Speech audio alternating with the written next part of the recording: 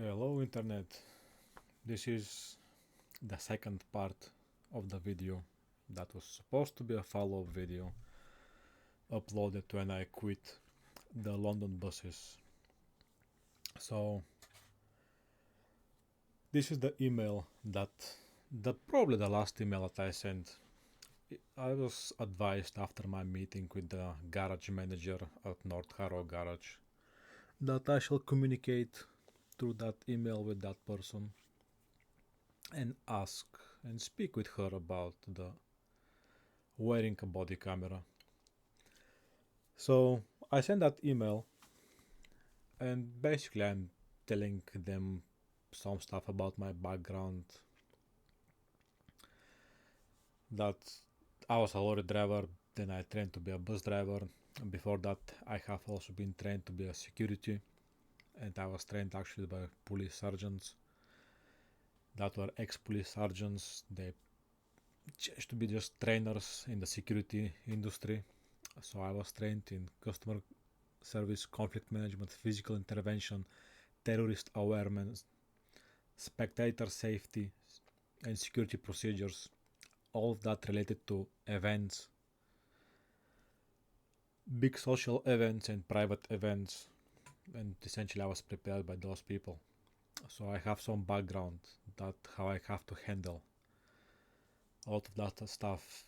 The important bit is conflict management and physical intervention. I have been trained in both of those things. And obviously I have been certified with a blue badge, which that was back in 2017. So that was way before those blue badges were given out to every single one of the people that were put in front of the hotels to protect the migrants. So those security badges, the blue badges, they are given away at the moment with very little to a very not in-depth training. The training that they are giving is very shallow. So anyway, I had a proper training. So I also spoke with them that after my conversation with the garage manager, I told them that I did everything they asked me, and I'm hoping that by speaking with that woman that was supposed to be in charge of the media and social accounts and social media within RATP London, hopefully that woman will help be of some assistance for me to carry out making those videos, because those videos, they had educational purpose. For the most part they had educational purpose, and it was actually a video showing the daily life of a bus driver, so people can actually understand what and why those things are happening on the buses, why the buses are terminating, why there is poor service, why sometimes the buses just terminate at a random bus stop and everybody have to leave. So people can understand and they can see everything through the eyes of a bus driver. And I was thinking, okay, those companies, they are actually companies that provide services to the society, to the public. They are public services. Those London buses, they are public services, and my company was working, providing those public services. So I was thinking, okay, so if I'm helping the public by providing them with useful information that they can see about speaking about the rules that are keeping the buses together, the service to be at decent level, to be good service that is safe for everybody, comfortable and appropriate for all ages, disregarding of genders, religions, age groups and anything. Making sure that everybody is equal on those buses, educating people about all of those things, that my company will be okay with that. But no, my company was not okay. So that was what I sent to them. Then this is the reply by that lady, and you will notice in that reply all that is saying is just a single line of text. Thank you for your email. To please be advised that you will need to address this through the appropriate channels. Best regards, Gemma. Senior Communication and Engagement Manager. So she's apparently some sort of manager, communications and engagement, which I wanted to communicate with the company. I want to engage with the company. And she is the manager for that department, for both of those departments.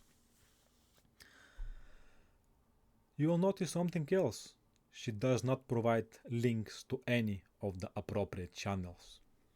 Now, why do you think that a manager for a big company as RATP will send such a poor response? And I will tell you why. Because I was a bus driver. And for all the managers in those bus companies, the bus drivers, they're just numbers. As a bus driver, you'll never get respected by a manager. They will never care about you. There is very few managers I have seen that actually care about the bus drivers. 9 out of 10 managers in those bus companies, they don't care about the drivers at all. All they care about is their face and their reputation in front of the board of the directors. That's all they care about. They don't care about the bus drivers. So that's why at the moment you have bus drivers that are leaving in such big numbers, and no, the new people, the young generation that are now just turning of age, getting their driver licenses. When you ask them, are you going to keep driving the buses? All they say is no. I will quit in a couple of months because this year is just a burnout. Because that's what it is. You're just getting burned. You will not last long there because the management, they don't care about you. They don't take any care of the bus drivers. So that's the reply that I got from my email. Now, as to the rules that I was supposedly breaking, that the garage manager was talking. So now, when I entered the garage manager office, after a couple of minutes of conversations, he told me that I have broken some of the company rules, and he had 2 stacks of paperwork on his desk. So I told him I would like you to show me which rules have I broken.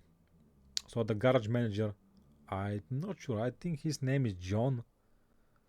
The guy, I will speak about him at the end of the video. But let's just say that there were a couple of stacks of papers. So now the guy, the garage manager, is trying to find which rules have I broken. This is the stack of paper that he had on his desk. And everything is highlighted. And this will show you how much ready he was for that conversation. The second part is that there was the second garage manager, which is I don't know, he's managing the drivers or something. I don't even know. There were 2 managers there at that office. The garage manager and the driver manager, I believe. So none of those 2 people was able to produce the rules that I have broken. So they didn't have even that page ready for me to show me if I ask. So when I asked, you guessed it, they were unable to find it because the stack had like 15 sheets. So yeah, it will take them less than a minute, but they were unable. They didn't even bother to look through it. So this is the first rule. Any communication that employees make in personal capacity through social media must not bring the organization to disrepute, for example, by criticizing or arguing with customers, colleagues, or rivals. So this is the rule which they threaten me that if I don't delete my YouTube videos, they will take me to court. And the second rule, do anything that could be considered discriminatory against or bullying or harassment of any individual or group of people, for example by, and you can read, making offensive or derogatory comments relating to sex, gender reassignment, race, nationality, disability, sexual orientation, age, religion, or religious belief. Using social media to bully another individual or group, or posting images that are discriminatory or offensive. So the company believed that they can take me to court over those two rules. Now, have I criticized the company in any of my videos? Not yet, but I will in this one. In this one, they will get what was coming for them. So I will explain a whole lot of stuff.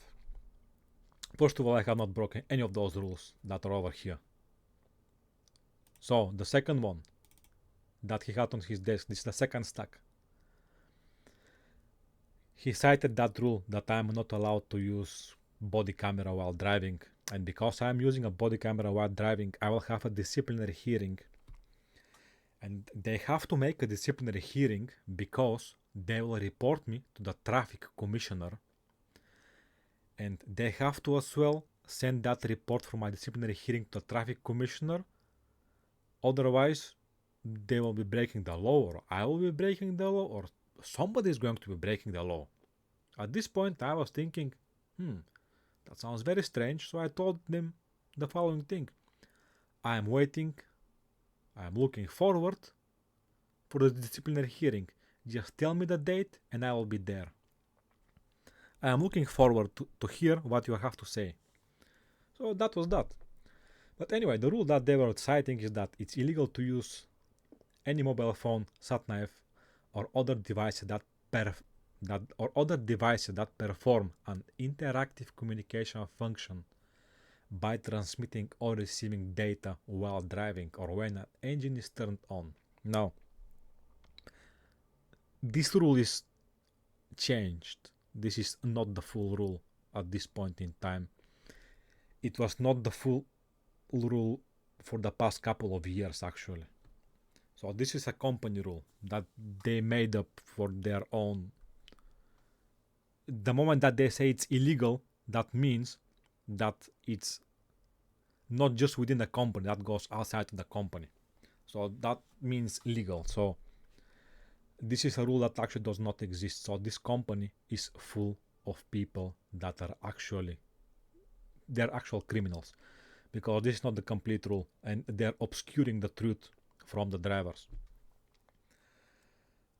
As to what the actual rule is, if you have your sat-nav or mobile phone on a holder on your dashboard, you can use them. You cannot handle them, meaning they cannot be on your hand, they cannot be occupying your hand. If you have them on a hand holder, you can use both of those devices. Now, can I use body camera? There is nothing about body camera. It says other devices that perform interactive communication function by transmitting or receiving data. The body camera does not perform an interactive communication. The body camera does not receive or transmit data. The body camera does nothing of the sort. The second thing, the body camera is on my person. I am not using it. I am wearing it. It's attached to my body while I'm driving. And now you'll say, yeah, but it's turned on. So because it's turned on, you're using it. And guess what? Your mobile phone is turned on in your pocket. So what now? You go to jail as well? Or your mobile phone was around your neck, which some people do. They have it around their neck on a lanyard. So now they have their mobile phone around their neck, so they're using it because it's on. So they go to jail as well? No. This is not the meaning of the word use. The word here is have to be handling with your hand. You have to be inside your hand. You have to be occupying your hand or drawing your attention, which my body camera is on top of my head. I cannot even see it when I'm driving, and my hands are on the wheel the whole time. You can see that on my videos. So neither of those things apply, and the company is obscuring the truth from the drivers for their own gains, because they don't want the drivers to have any credible evidence. Because if the driver have evidence, the driver will sue the company if they take any actions against him, disciplinary or firing him or whatever. He will have that evidence. So the company will be unable. They will still be able to fire people, except now they will have to pay to those people for the damages that they have done, because the driver will have evidence, credible video evidence that he is right and the company is wrong. So that's why they don't allow it. That is not illegal. So here is that. So now I show the reply that I got from Miss Gemma McLaughlin, the Senior Communication and Engagement Manager for RATP London. That lady is the most incompetent person in the whole company. After her is the garage manager in North Harrow, and that garage manager is a tyrant. So let me show you another one. So what does the DVLA have to say? I asked them. I work for RATP Dev in London. I was informed by my garage manager that it's illegal to wear a body camera while driving, and I might lose my license. More specifically, he said that the traffic commissioner can take action against me if I wear a body camera while driving public transport vehicle. Has there been any change done to the body camera legislation where if you wear a body camera while driving, you are breaking the law or committing an offense? And the DVLA, that's what they replied. Thank you for emailing concerning your wearing body camera while driving. We have forwarded an inquiry to the PCV section of the Central Licensing Unit, who will respond to you directly. If you need to contact them directly, their email is kind regards. So you will notice it's not one line reply. They have forwarded my inquiry to the correct section, division or department. They have provided me with email address if I want to contact them directly. What is the difference between this and this? Like, what is the difference between those two? The difference is that RATP and their manager are incompetent in writing a 3-line reply with useful information to the person that they're communicating with. And this person is communication manager. Senior communication manager. She's the senior. So you can see the level of competency that is within RATP London. Now, that's the reply that I received from the PCV section of the DVLA. Thank you for your email regarding the wearing of body cameras. We are not aware of any restriction or legislation regarding the wearing of body cameras, and can confirm that it is not a matter of traffic commissioner to consider taking action on you.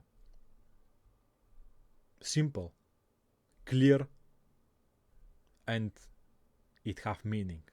That's all the information that I needed, and they provided. And obviously, it's not the information that my company RATP London and the garage manager in North London told me.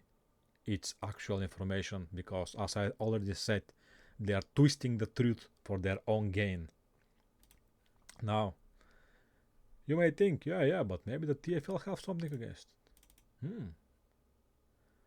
Let's see what the TFL have to say about it. Thanks for getting in touch regarding the use of body camera when you're driving a London bus. Unfortunately, TFL customer service is unable to advise you on this matter, as you're a bus driver. You will first need to speak with your managers and operator regarding the illegal policy, but yada yada yada. At the end of the day, TFL doesn't have it, and RATP cited that it's the DVLA legislation and the traffic commissioner, which the traffic commissioner says it's not there, the TVFL says it's not there, so my company is like, no, it's there, we're gonna take your license away from you. No, you're not taking anything from me because you're full of shit. And anyway, that's RATP for you. And that manager at the North Harrow garage, I have seen a lot of drivers that have already quit. So those drivers, they have already quit that garage, and what they are saying about him, his reputation is of a old school guy. He's like to do the stuff the old school way. Now, if you think about it, it's not the old school way, because he's making up rules. He does not know the rules. He is not properly prepared with the paperwork that he will need throughout the talk in his office. He is doing his way. And his way is the way that he chooses to do it, with complete disregard of the rules and making up legislations to serve his own gains, which make him a tyrant that is on a power trip. That's what he is. The garage manager of the RATP North Harrow is a tyrant on a power trip. That's what he is. Now, my next video is going to be about Abellio. So the video about Abellio, I will show as well 2 emails. Those emails, because I no longer work for those companies, I can share that. That's a communication between me and them. And because I'm no longer their employee, that communication I can share it, because it was never private communication or anything. So I will be sharing that communication with you guys on the next video. Take care.